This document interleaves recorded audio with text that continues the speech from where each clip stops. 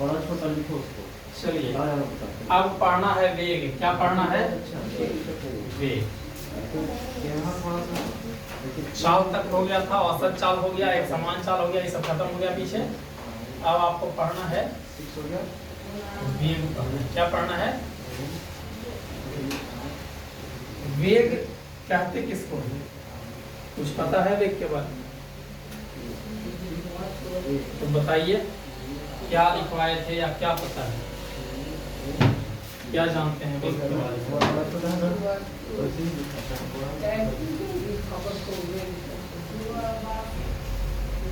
वेग को हम दो प्रकार से समझेंगे, दो को डिफिनेशन भी उसका हम बना सकते हैं। एक वो डिफिनेशन तो आप जो लिखे हैं कि इकाई समय में किसी वस्तु द्वारा जो विस्थापन होता है उसी को हम क्या कहते हैं? क्या है? इकाई समय में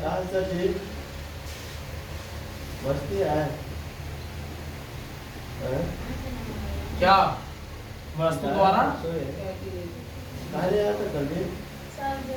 द्वारा विस्थापन तय की गई दूरी नहीं है। क्या होगा? विस्थापन। ठीक है। अगर मैथ की भाषा में इसको हम बोले तो क्या बोलेंगे? मैथ के भाषा में अंश और हर दो चीज आप जानते हैं ना। तो मैथ के भाषा में अंश और हर को हम कैसे लिखते हैं? जिस पर ज्यादा जोर दिया जाए, जिस का, से, में, इस तरह का वर्ड जिसमें लगा हो वो हमेशा हर बन जाता है। क्या बन जाता है? तो इसको हम लिख सकते हैं ऐसे, वस्तु द्वारा विस्थापन। क्या? विस्थापन कितना में? इकाई समय में। इसको समझने के लिए एक चीज और भी आप देख सकते हैं। कहते हैं 4/6। आप मैथ बहुत पढ़े होंगे ऐसा कि 4/6 दिया हुआ है। ठीक है, वो ऐसा पिक्चर बना हुआ है। कैसा पिक्चर है? ऐसा 1 2 3 कहता है कि छायांकित करें। क्या करें? ऐसा मैथ पढ़े हैं? छायांकित मतलब रंग भरना होता है। ऐसा मैथ पढ़ा है? इसका मतलब क्या होता है? 4/6 का मतलब 4 को रंगना है। कितना में? 6 में। कितना? 4। उसी प्रकार से इकाई समय में, किसमें? इकाई समय में क्या? वस्तु द्वारा बिल्कुल इसी प्रकार से 6 में कितना? 4। ठीक, बस यही चीज है, यही होता है। तो एक तो डिफिनेशन ही हो जाएगा। ठीक है, कि किसी वस्तु के द्वारा इकाई समय में जो भी विस्थापन होता है उसे हम क्या कहेंगे? वेग कहेंगे। और अगर हम इसको अगर इस पर हमको न्यूमेरिकल मिल जाए कि किसी वस्तु का विस्थापन इतना है और इतना समय में विस्थापन हुआ है, वेग निकाले तो हम इस फॉर्मूला पर निकाल लेंगे। तो वस्तु द्वारा विस्थापन और बटा। अच्छा, तो वेग को हम कहते क्या हैं? वेग को हम भी से इंडिकेट करते हैं। किससे? भी। और विस्थापन को किस चीज से बताए थे? एस से। और समय टाइम। ठीक है, तो क्या हम v बराबर s/t लिख सकते हैं? ये वो फॉर्मूला आपको हमेशा याद रखना है। इसका मतलब क्या हुआ? चाल और वेग के बीच में संबंध स्थापित होता है। क्या होता है? चाल और वेग। इसको क्या कहेंगे? अच्छा चलिए, इसको आगे हम पढ़ाएंगे तो बताएंगे डिटेल करके। जब चाल और वेग के बीच में संबंध स्थापित करते हैं तो यही फार्मूला हमारा निकल के आता है। क्या निकल के आता है? v बराबर s/t। ठीक, एक तो ये समझ लिए, जिससे हम वेग और चाल में हम अति भी करेंगे, आगे बढ़ेंगे। एक चीज और समझना है कि रियल में अगर हमको एक लाइन में बताना हो कि वेग क्या है तो हम कैसे बताएंगे। एगो तो हमारा ही तरीका हो गया, एक और तरीका है वेग बताने का, ठीक है। एक और क्या तरीका है, चाल आप लोग जानते हैं, चाल जानते हैं, अच्छा, और दिशा, ठीक है, चाल भी जानते हैं और दिशा भी जानते हैं। तो बताइए 8 किलोमीटर प्रति घंटा लिखा हुआ है ना, 8 किलोमीटर प्रति घंटा, नॉर्थ, NORT, ठीक है। इसमें क्या क्या चीज शामिल है, आप अभी तक जितना फिजिक्स पढ़े हैं क्या क्या चीज इसमें शामिल है। एगो तो हम प्रूव कर देखे तो एगो पूरा चाल हमारा शामिल है और एगो दिशा शामिल है। क्या शामिल है, एगो चाल शामिल है और एगो दिशा शामिल है। लेकिन क्या इस चाल में भी और कुछ शामिल है, बताइए। चाल में और कुछ शामिल है। चाल में क्या क्या होता है, जैसे हम इसको पूरा को 2 टुकड़ा में कर दिए, चाल को भी हमको 2 टुकड़ा में करना है। तो चाल में आपको बताए थे जो संख्या होता है ये परिमाण होता है। क्या होता है, परिमाण होता है। और ई जो है इसको हम क्या कहते हैं, मात्रक कहते हैं। क्या कहते हैं, याद आया। अच्छा अब बताइए कि हम परिमाण का जिक्र क्यों किए। इसलिए किए कि एक वेग का अगर हम डिफिनेशन बताएंगे तो उसमें हम कहेंगे कि चाल के साथ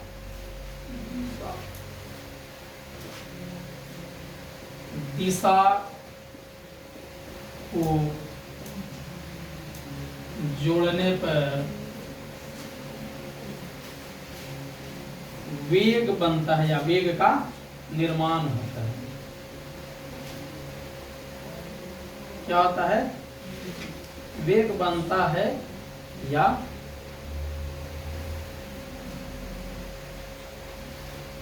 वेग का क्या होता है, निर्माण होता है, ठीक है। अब यहां से आपसे एक क्वेश्चन पूछा जाएगा कि वेग कौन सा राशि है, सदिश राशि है कि अदिश राशि है। सदिश राशि है तो क्यों सदिश राशि है, और अदिश राशि है तो क्यों अदिश राशि है। ये भी वो क्वेश्चन है, वो बताया था कि सदिश राशि और अदिश राशि को हम कैसे पहचानेंगे। याद है कि नहीं याद है, बताइए।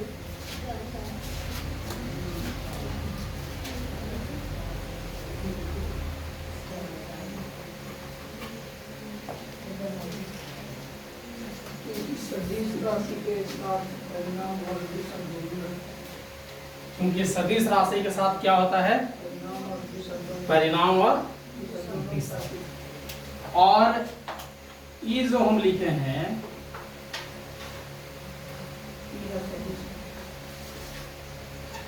ये अगर अकेले का हम बात करेंगे, किसका, 8 किलोमीटर प्रति घंटा का, तो ये सिर्फ और सिर्फ क्या होगा, चाल होगा। और चाल कौन सा राशि है, अदिश राशि। कौन सा राशि, लेकिन इस चाल के साथ जैसे ही हम दिशा जोड़ेंगे, क्या जोड़ेंगे, दिशा, तो ये कौन सा राशि बनेगा, ये दोनों को अगर हम जोड़ दें तो ये सदिश राशि बन जाएगा। कौन सा राशि, सदिश राशि, ठीक है। और ये दोनों के जोड़ने के बाद जिस राशि का निर्माण होगा उसी राशि को हम क्या कहेंगे, वेग कहेंगे। क्या कहेंगे, तो एक वेग का डिफिनेशन ये भी होगा कि चाल के साथ यदि दिशा जोड़ दिया जाए तो वह वेग बन जाता है। क्या बन जाता है, चाल के साथ दिशा जोड़ने पर वेग बनता है या उसका निर्माण। समझ में आया? तो एक क्वेश्चन और भी है कि वेग का एसआई मात्रक क्या होगा? एसआई मात्रक, हाँ,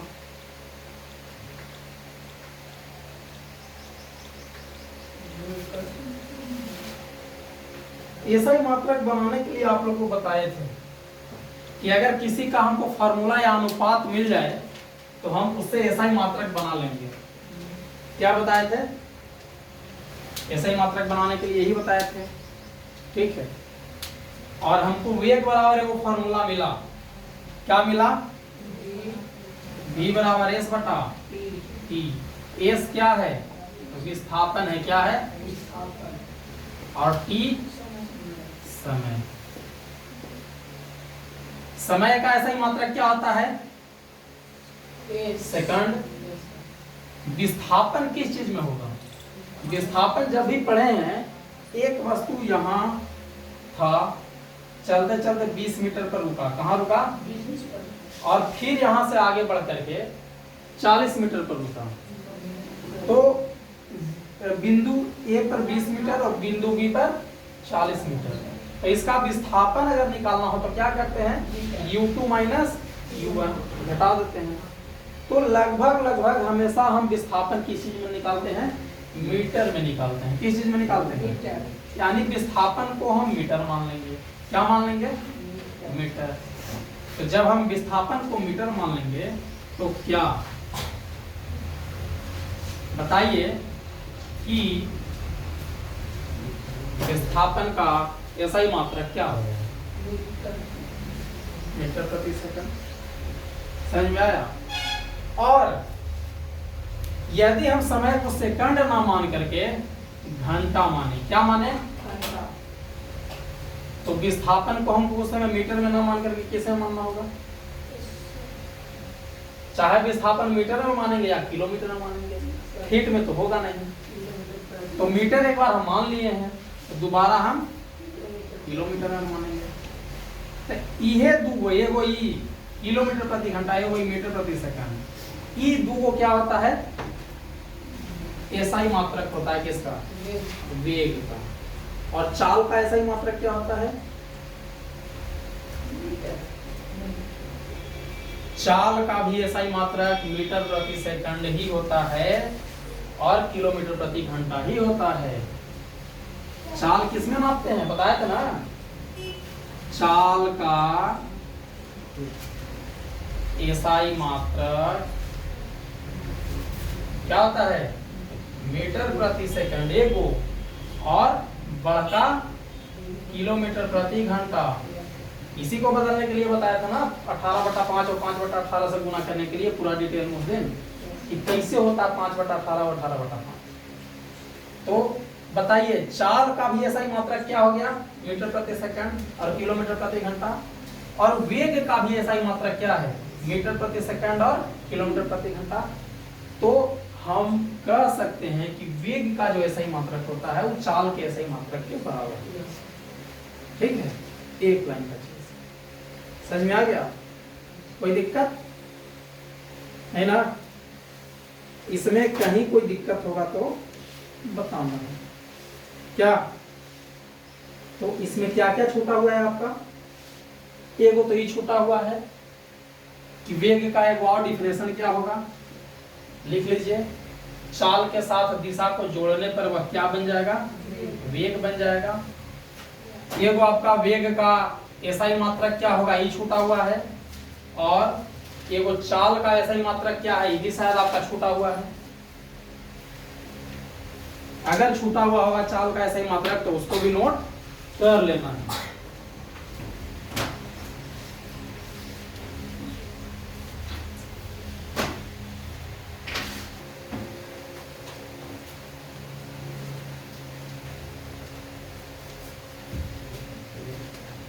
चलिए ये नोट हो गया। अब वेग और चाल में कुछ अंतर है, क्या है उसके बारे में आपको पढ़ना। बताइए तो वेग और चाल में क्या क्या अंतर होगा आपके अनुसार? वेग किसे कहते हैं ये भी आप जानते हैं, चाल किसे कहते हैं ये भी जानते हैं। बताइए चाल किसको कहते हैं, बताइए। कहा कि सबसे पहला अंतर तो डिफिनेशन हो जाता है सबका, नहीं है। एक अंतर तो आराम से बता सकते हैं, बोर्ड पर अभी लिखवाए हैं, समझाए हैं वेग और चाल के बारे में।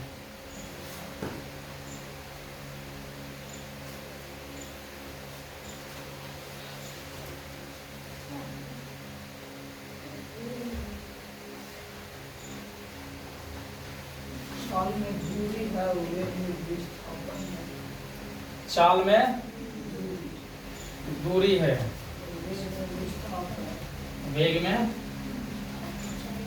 समय, दोनों में कॉमन है। और एक आध गो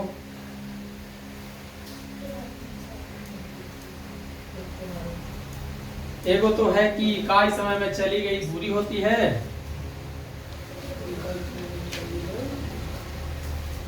वेग और चाल में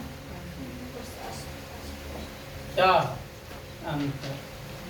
ठीक है, अंतर आप एक एक पॉइंट देके भी लिख सकते हैं दोनों में, या इसे टेबल भी बना ले सकते हैं। ठीक है, ऊपर लिख ही देते हैं।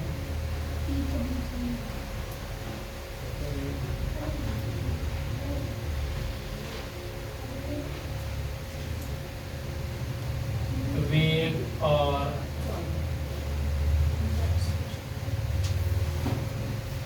चाल में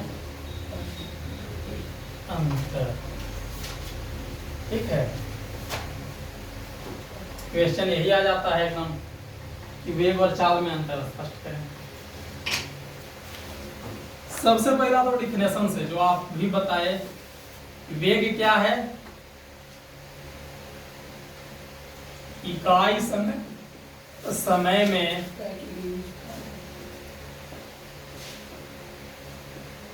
वस्तु द्वारा किया गया विस्थापन।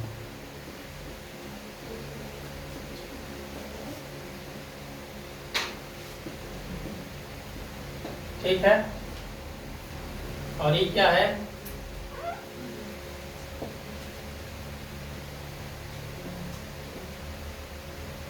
इकाई समय में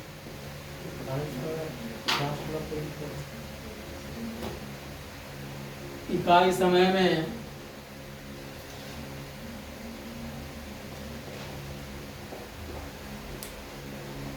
वस्तु द्वारा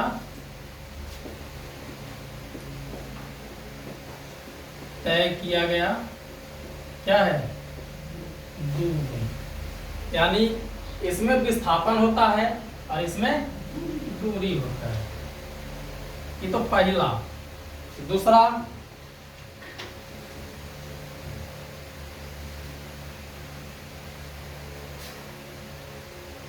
तो वेग में क्या है, दिशा भी है, किसके साथ, दिशा है परिमाण के साथ, यानी परिमाण के साथ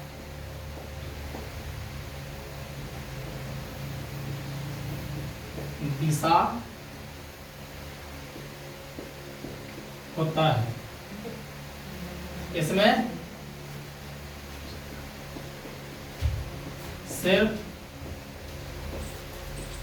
परिमाण होता है। क्या होता है, परिमाण होता है। तीसरा बताइए, जब परिमाण और दिशा दोनों एक साथ हो तो कौन सा राशि, तो यह कौन सा राशि है, यह सदिश राशि होता है। और ये कौन सा, यह सदिश राशि होता है।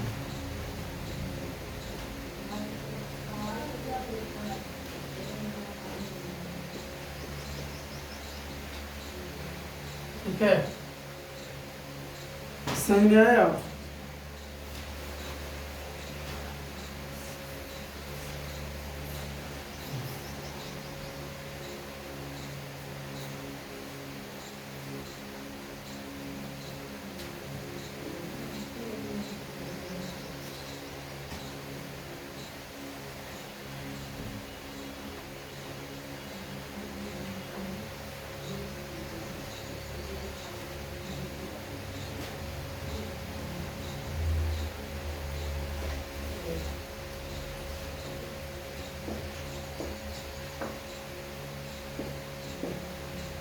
अच्छा, एक और होता है,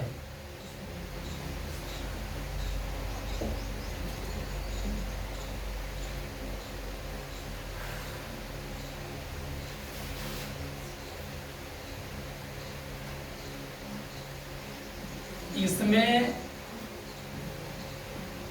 परिवर्तन के लिए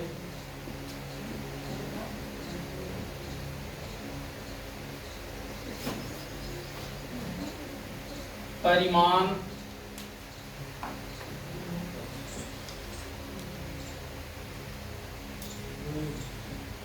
या दिशा, परिमाण, दिशा या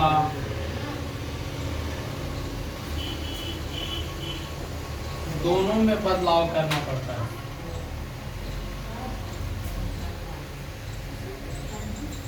करना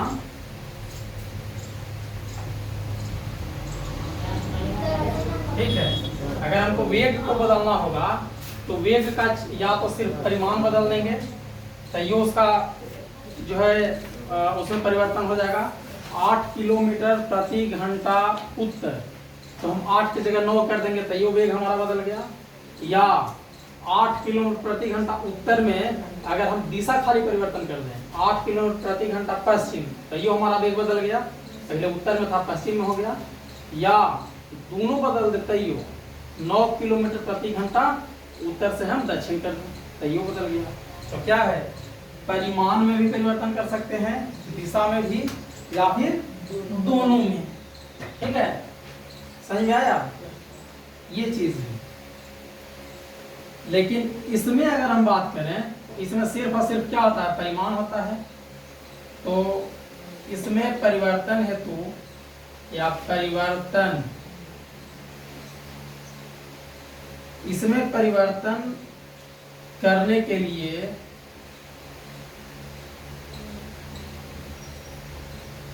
किसे बदलाव करना होगा, परिमाण में।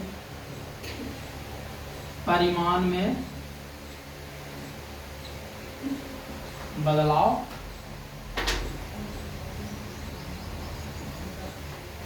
करना पड़ता है। ठीक है, यानी हमको चाल बदलना हो तो सिर्फ परिमाण बदल देंगे। ये होता है ये दोनों में अंतर।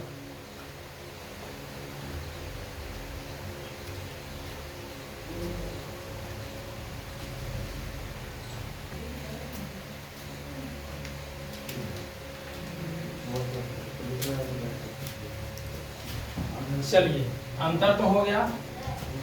अब चाल और वेग में एगो समानता भी है। समानता इतना देर से पढ़ा रहे हैं, अब कई बार बताए।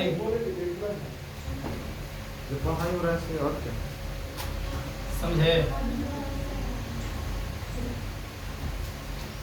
चाल और वेग में क्या है, समानता। समानता कहने का मतलब क्या होता है, जितना आपके पास है उतने हम लोग पास है। यानी जो जो चीज चाल के पास होगा वो चीज वेग के पास होगा। और एक ही को ऐसा है, ये है जहाँ तक हमको समझ में आ रहा है अभी तक की पढ़ाई में, आप लोग को जितना पढ़ाए हैं उसमें चाल के साथ ही ये वो वेग का समानता भी है। क्या है बताइए?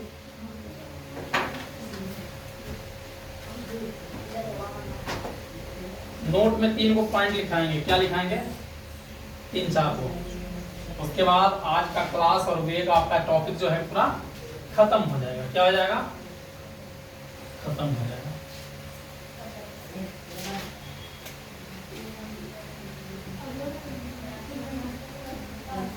देखिए, चाल और वेग में समानता एक होता है कि चाल और वेग का क्या एसआई मात्रक क्या होते हैं? समान होते हैं ना। यह वो समानता है। क्या होता है? मीटर प्रति सेकंड या प्रति घंटा। एच है, ठीक है, ये समानता है। तो नोट में लिख लेना है। क्या करना है? नोट में अंतर तो लगभग लोग पूछेगा आपसे। कोई ऐसा इंसान आपको मिल जाएगा जो चाहेगा कि फंसा लेना है क्वेश्चन पूछ के, तो वो आपसे यह पूछेगा कि चाल और वेग में समानता कौन सी होती है। समझे?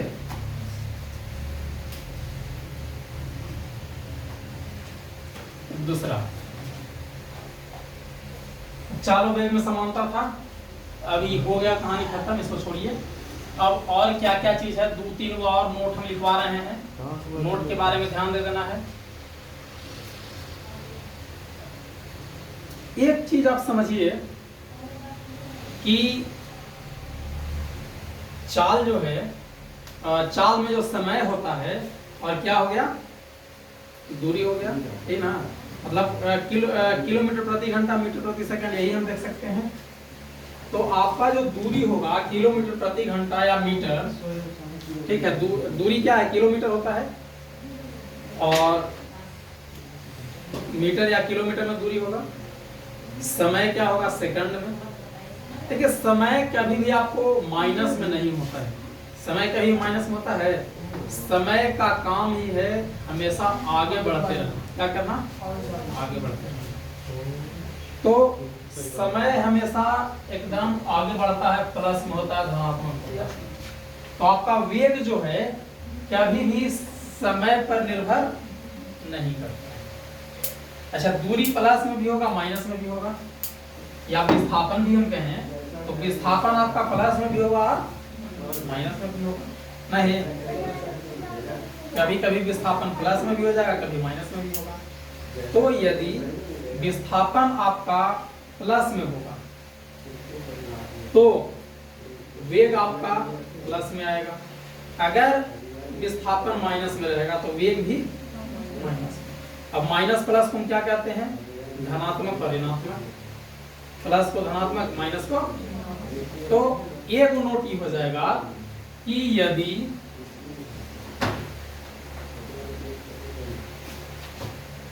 विस्थापन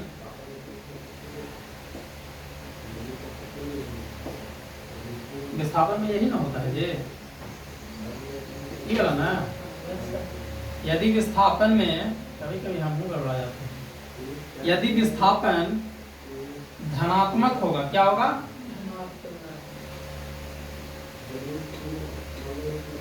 होगा, तब वेग भी क्या होगा? धनात्मक होगा। और यदि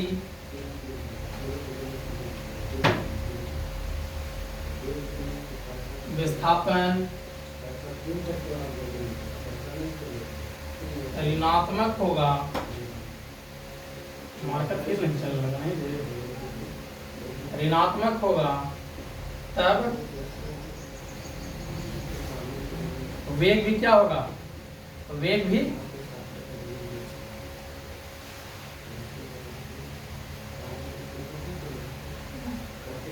ऋणात्मक होगा। क्या होगा? वेग भी ऋणात्मक होगा। ठीक है, इससे पता चलता है कि ये जो है वेग समय पर निर्भर नहीं रहता, ठीक है। अतः वेग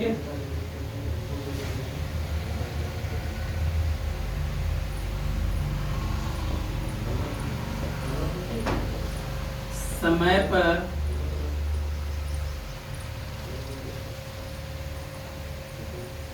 निर्भर न होकर किस पर, अच्छा वेग नहीं, वेग की प्रकृति, वेग की प्रकृति, प्रकृति में वो प्लस होगा कि मध्यमात्मक की ऋणात्मक। वेग की प्रकृति समय पर निर्भर न होकर किस पर, विस्थापन पर निर्भर होता है, विस्थापन पर निर्भर होता है।